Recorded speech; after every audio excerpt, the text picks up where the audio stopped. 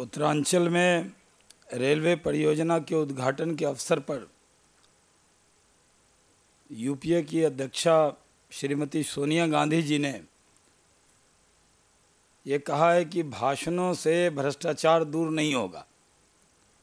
मुझे लगता है कि उन्होंने भारतीय जनता पार्टी का ही बयान पढ़ा है।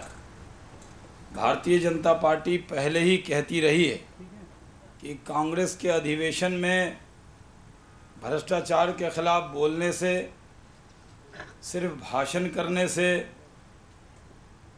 भ्रष्टाचार ख़त्म होने वाला नहीं, बल्कि यूपीए चेयरपर्सन देश को ये बताएं कि भ्रष्टाचार के खिलाफ उन्होंने या उनकी सरकार ने, उनकी पार्टी ने कौन से कदम उठाए। यूपीए 1 हो या यूपीए 2, दोनों सरकारों का भ्रष्टाचार में दोनों सरकार के हाथ रंगे हुए।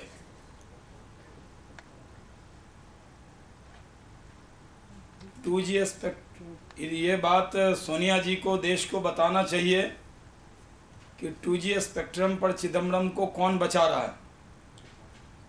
सोनिया गांधी जी को ये बात देश को बताना चाहिए कि कॉमनवेल्थ गेम में शंगलू कमेटी की रिपोर्ट के बाद शीला दीक्षित जी को कौन बचा रहा।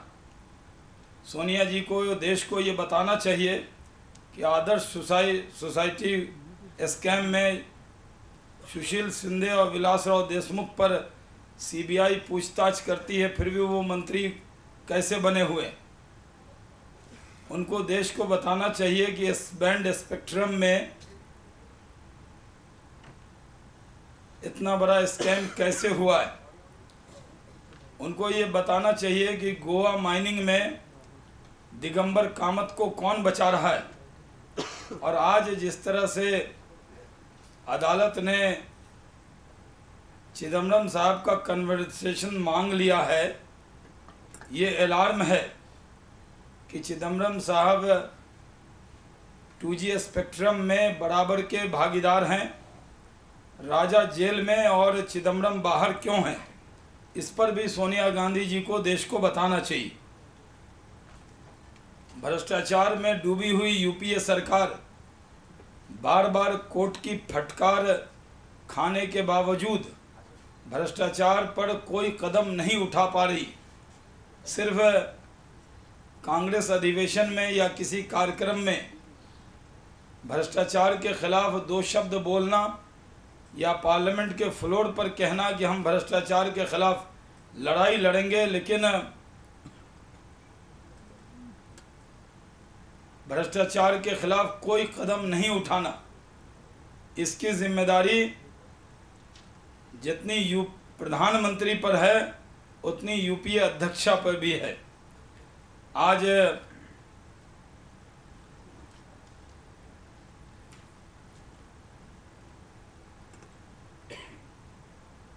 महंगाई बढ़ी है और पेट्रोल के दाम बढ़े। पेट्रोल की कीमत में बढ़ोतरी के बाद देश के लोगों को ये उम्मीद बनी थी कि यूपीए में, कांग्रेस में तो कोई इसकी चिंता करने वाला नहीं है, लेकिन आम लोगों की और गरीबों की बात करने वाली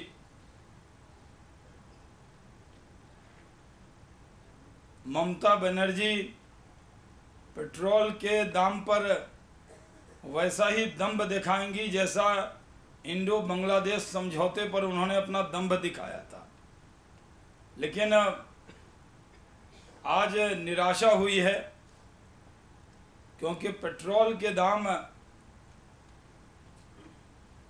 यूपीए 2 में कुल 24 रुपये प्रति लीटर के करीब कीमत बढ़ी है।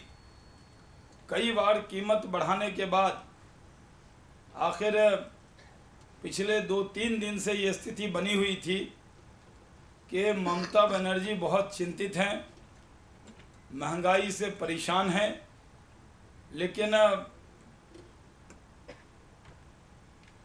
उनकी परेशानी तुरंत दूर कैसे हो गई, ये देश जानना चाहता है। सवाल यह है कि भ्रष्टाचार में डूबी हुई कांग्रेस महंगाई और भ्रष्टाचार की अकेले जिम्मेदार नहीं होगी। कांग्रेस के सहयोगी दल को इस बात का ध्यान रखना होगा कि जो यूपीए 2 के पार्टनर हैं, जो उसके पार्ट हैं, देश के लोग उनसे भी सवाल पूछेंगे। आज चारों तरफ से भ्रष्टाचार और महंगाई के मुद्दे पर घिरी हुई कांग्रेस सिर्फ सहयोगी दल मलाईदार मंत्रालय लेकर अपना अपना मंत्रालय चलाए, इससे काम चलने वाला नहीं। जो कैबिनेट का फैसला होता है वो कलेक्टिव डिसीजन होता है, और सरकार एक इंडिविजुअल नहीं चलाता, सरकार कैबिनेट चलाती। और महंगाई बढ़ी है, भ्रष्टाचार बढ़ा है, इससे उनके सहयोगी दल भी किनारा नहीं कर सकते। देश के लोग जहां कांग्रेस से सवाल पूछेंगे, वहां उनके सहयोगी दल से भी ये सवाल पूछे जाएंगे। हम फिर उनके सहयोगी दल से अपील करते हैं कि इस सरकार के पाप का बोझ बढ़ रहा है, उसमें कांग्रेस का दबना तय है। कम से कम सही वक्त पर सही निर्णय उनके सहयोगी दल को करना चाहिए। भारतीय जनता पार्टी संसद से लेकर सड़क तक महंगाई और भ्रष्टाचार के खिलाफ लड़ाई लड़ रही। अडवाणी जी जन चेतना यात्रा पर निकले हैं, अपार जन समर्थन उनको मिल रहा है, लेकिन समाज के अलग अलग तबके के लोग भी भ्रष्टाचार और महंगाई के खिलाफ बोल रहे हैं। देश के हर नागरिक को जो इस देश से मोहब्बत करता है, उसको पूरा अधिकार है कि वो भ्रष्टाचार और महंगाई पर आवाज़ बुलंद करे। लेकिन सहयोगी दल भी अपनी जिम्मेदारी से भाग नहीं सकते। जिस तरह से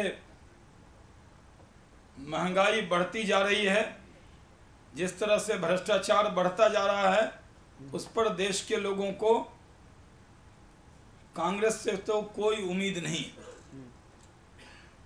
अगर देश में विपक्षी दल ना हो, समाज के लोग ना हो, मीडिया के लोग नहीं हो, अदालतें नहीं हो, तब ये सरकार अपने को पाक साफ बताती रहती। आज देश के लोग ये जानना चाहते हैं कि महंगाई पर और भ्रष्टाचार पर भाषण देने के अलावा कांग्रेस अध्यक्षा और कौन सा कदम उठा रही। जो लोग भ्रष्टाचार में लिप्त हैं उनको क्यों बचाया जा रहा है, ये सवाल कांग्रेस से है।